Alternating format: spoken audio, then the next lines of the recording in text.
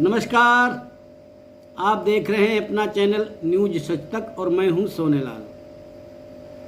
Assam rifles न भूतो न भविष्यति, इस विषय पर चर्चा करने के लिए मैंने आपसे कुछ दिन पहले एक वादा किया था कि एक श्रृंखला लाएंगे, और उस श्रृंखला में मैं आपको बता दूं कि मैंने सोचा था कि 25 ऐसे ऑफिसर्स जिसमें आर्मी के भी हों और असम राइफल्स के हों, उनको शामिल किया जाएगा और उनके विचार आप तक पहुंचाएंगे।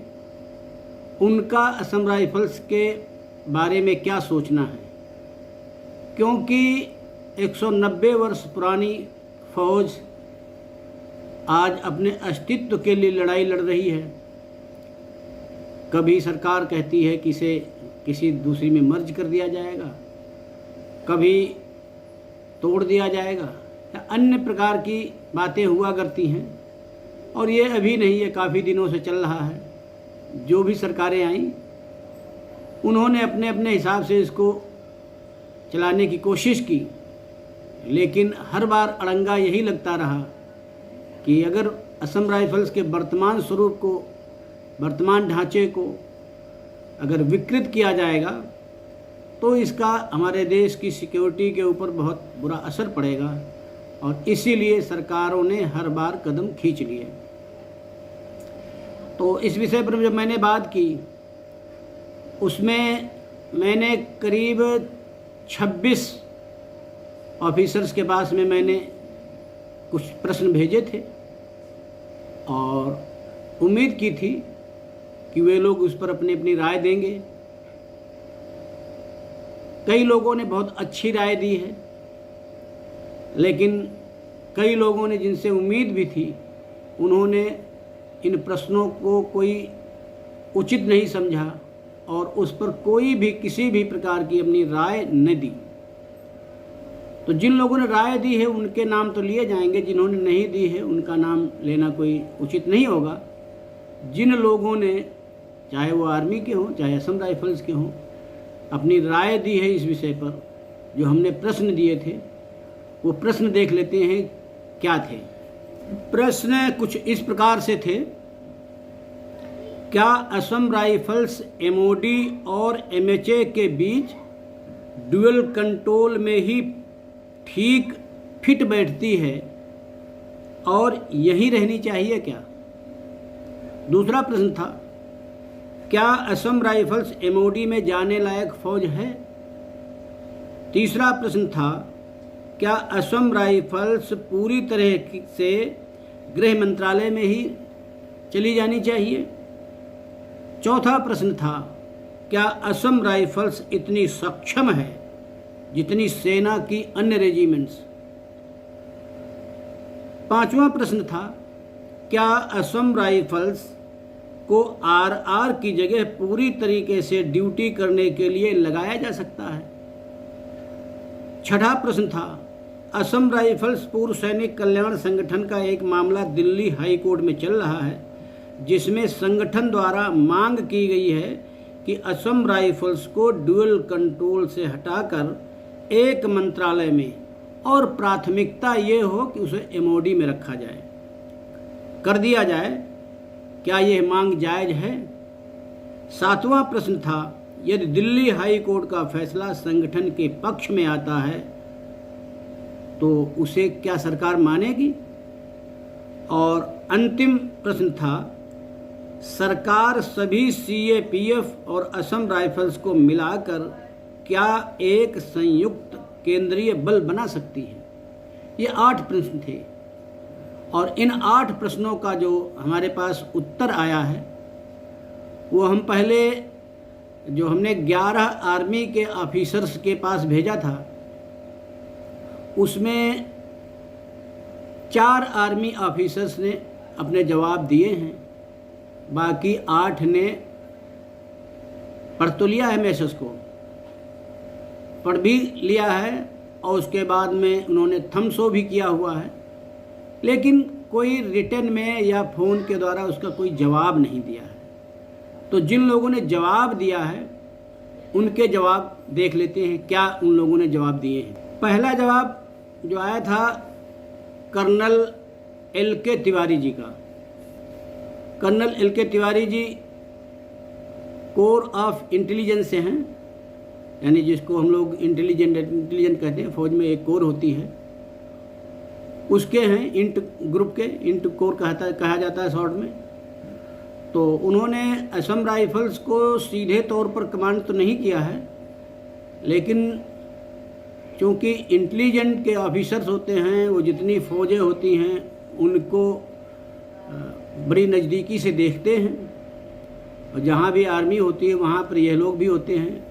ये अधिकांश जगह पर सिविल ड्रेस में रहते हैं, सिविल लोकेशन में रहते हैं, ताकि आम लोगों को भी न पता चल पाए कि कौन लोग हैं।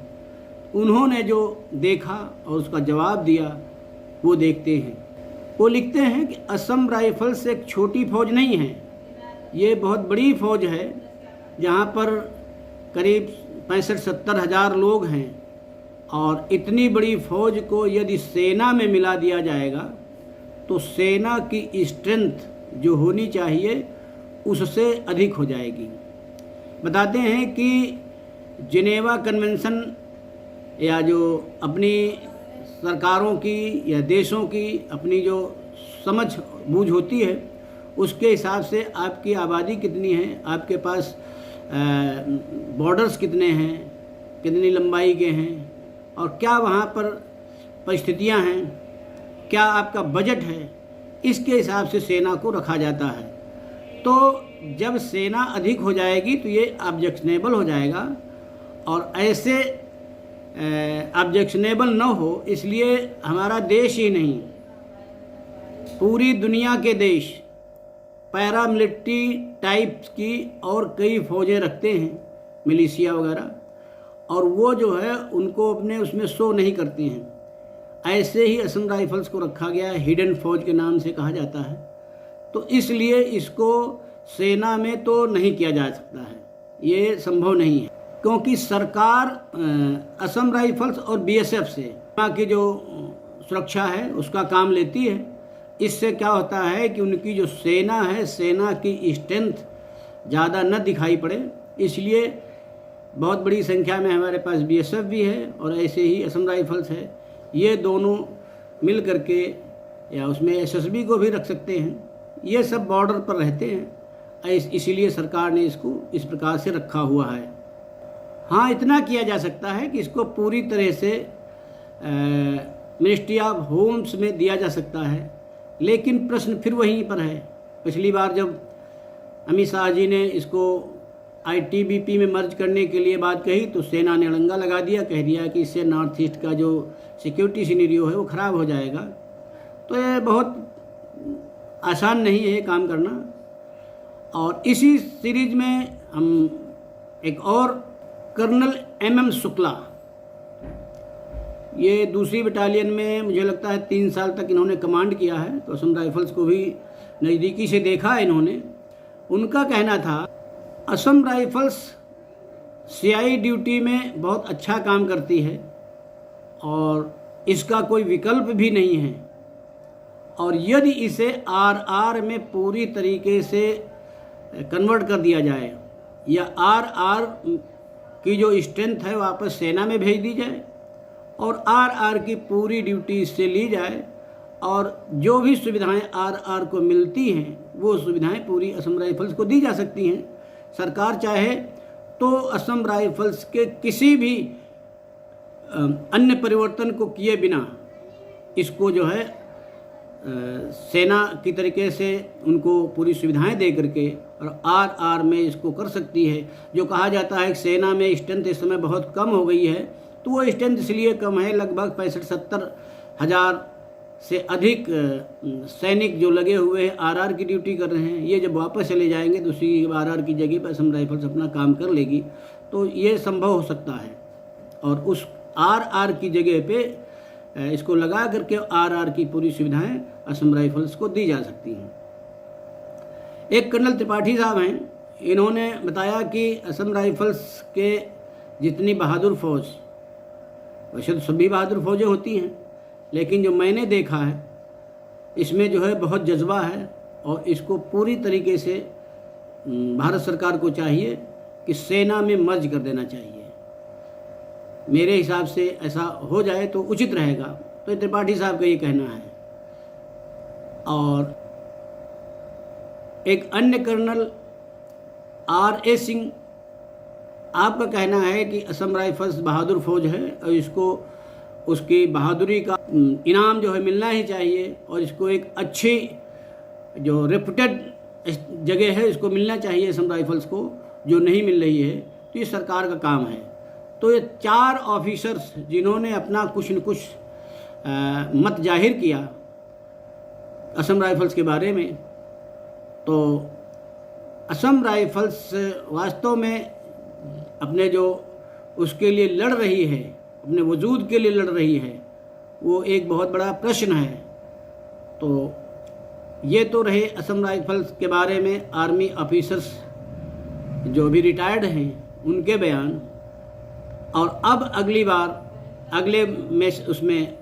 अगले एपिसोड में जो हम बात करेंगे, जो अपने असम राइफल्स के ऑफिसर्स हैं उनका क्या मत है इस फौज के बारे में, क्या किया जा सकता है, क्या होना चाहिए, क्या नहीं हो रहा है, इस विषय में हम अगले एपिसोड में बात करेंगे। आज का एपिसोड यहीं पर समाप्त करते हैं।